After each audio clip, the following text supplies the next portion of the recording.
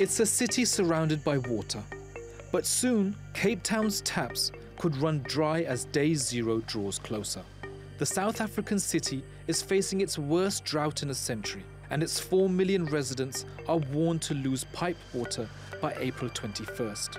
It's very scary to think of it, but I think it's a reality, and we definitely have to do our part and use as little water as possible. This desert was once Cape Town's main source of water, but levels at dams like the Theewaterskloof have dropped drastically. It's becoming very critical now. It is becoming a crisis situation for us now. And with hot days like this, and we're losing 1% of our dams, 1.5 every week. Our dams for the first time is below 30%. Of that 30%, only 20% is considered usable. And once it drops to 13.5%, residents will have to queue for water. A push has already been in place for people to use no more than 87 litres a day, but only 39% of Cape Townians use less. Officials say consumption could soon be limited to 25 litres per person. They want to reduce the city's total consumption to 500 million litres a day, half the amount used 2 years ago. The city has enforced strict waste controls, including name and shame lists of the worst offenders. But officials themselves are accused of ignoring warnings by experts for years. There was nothing extra happening in the last 20 years for conservation of water. And now we're sitting in this predicament, and I think it could have been done already.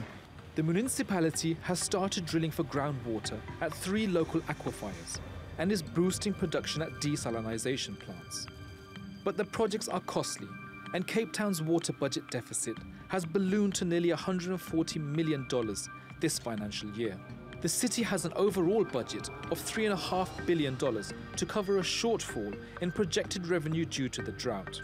Mayor de Lille has proposed a drought tax to offset the shortfall. If approved, it would come into effect in February and could raise around $80 million annually. But many oppose a levy, saying it would only penalise people who make an effort to save water, whether it's due to poor planning, lavish use, or just climate change.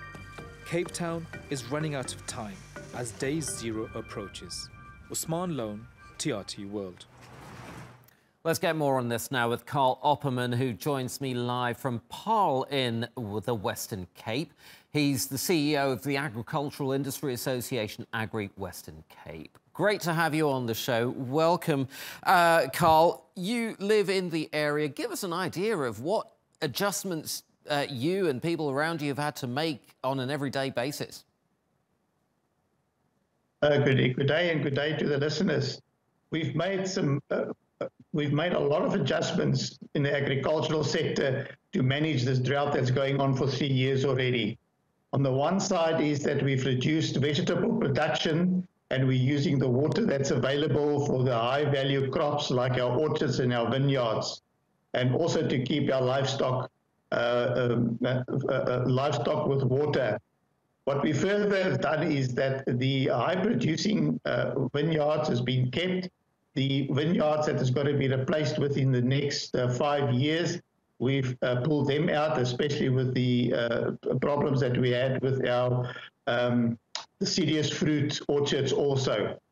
The crisis at the moment is that the volume of water that is allocated to agriculture with the tremendous heat that we're having is that not only on the evaporation side, is that we are quickly getting to a day zero for the agricultural side.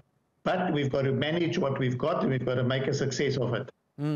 How have companies and farms in that region been responding? I presume there have been many, many job losses. We have quite a lot of losses in our livestock, but also with not producing such a lot of vegetables at this point in time, there's seasonal workers that is not getting jobs this year.